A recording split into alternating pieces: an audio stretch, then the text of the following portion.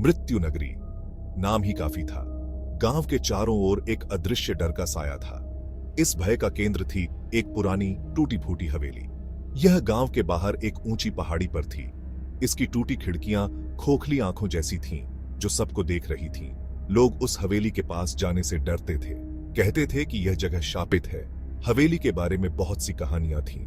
कुछ ने कहा कि उन्होंने रात में खिड़कियों में अजीब रोशनी देखी थी। दूसरों ने हवा में फुसफुसाहट और चीखें सुनी थीं। कोई भी इतना बहादुर नहीं था कि अंधेरे के बाद हवेली के पास भी जाए।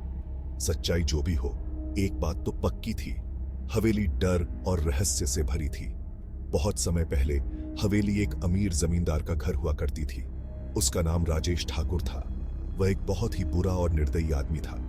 उसे गरीबों और कमजोरों की कोई परवाह नहीं थी। यह कहानी उसकी क्रूरता और उस हवेली की है जो उसकी निशानी बन गई, एक ऐसी निशानी जो सबको डराती रहेगी। राजेश ठाकुर बहुत शक्तिशाली था। उसके पास बहुत सारी जमीन थी। उसने फैसला किया कि वह अपने लिए एक बहुत बड़ी हवेली बनवाएगा, एक ऐसी हवेली जो दिखाए कि वह कितना अमीर और ताकतवर है। उसने सैकड़ों मजदूरों को काम पर लगाया। वे दिन रात काम करते थे, बहुत मुश्किल में, सिर्फ ठाकुर के लिए। ठाकुर बहुत निर्दयी था। वह मजदूरों के साथ जानवरों जैसा व्यवहार करता था। उन्हें ठीक से खाना नहीं मिलता था, न ही आराम करने दिया जाता था। जो भी शिकायत करता था उसे बुरी तरह पीटा जाता था। बहुत से मजदूर हवेली बनने से पहले ही मर गए। वे भूख से, बीमारी से या ठाकुर की मार से मर गए। हवेली धीरे धीरे बनने लगी। इसकी ऊंची दीवारें और बड़े बड़े कमरे ठाकुर की लालच दिखाते थे, लेकिन हवेली खून और आंसुओं पर बनी थी।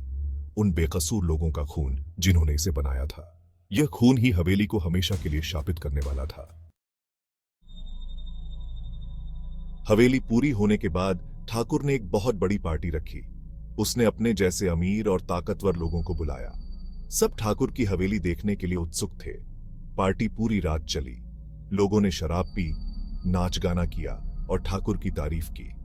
लेकिन उस रात कुछ बहुत बुरा हुआ। ठाकुर अपने कमरे में मरा हुआ पाया गया। उसका चेहरा डर से सफेद था।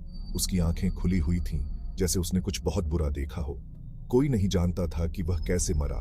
कुछ ने कहा कि दिल का दौरा पड़ा, दूसरों ने कहा कि जहर दिया गया, लेकिन लोगों को शक था कि कुछ और हुआ था, कुछ जादू टोना। ठाकुर की मौत के बाद हवेली में अजीबोगरीब घटनाएं होने लगीं। लोगों ने रात में अजीब आवाजें सुनी, रोना, चिल्लाना और फुसफुसाते हुए। दिन में भी हवेली में एक अजीब सी खामोशी रहती थी, जैसे कोई अनदेखी ताकत वहां हो।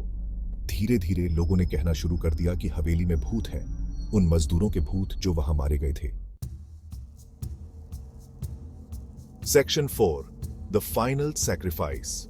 एक दिन एक प्रसिद्ध तांत्रिक बाबा भैरवनाथ मृत्यु नगरी आए। वह हवेली की कहानियां सुन चुके थे। वह जानते थे कि कुछ गड़बड़ है। उन्होंने फैसला किया कि वह हवेली जाएंगे। वह हवेली के अंदर गए, अकेले।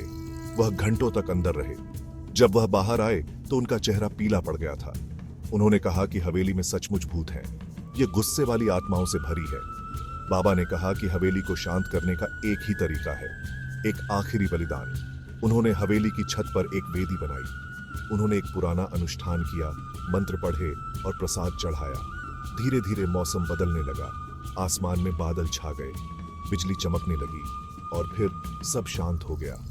अगली सुबह जब लोग उठे तो उन्होंने देखा कि हवेली गायब है।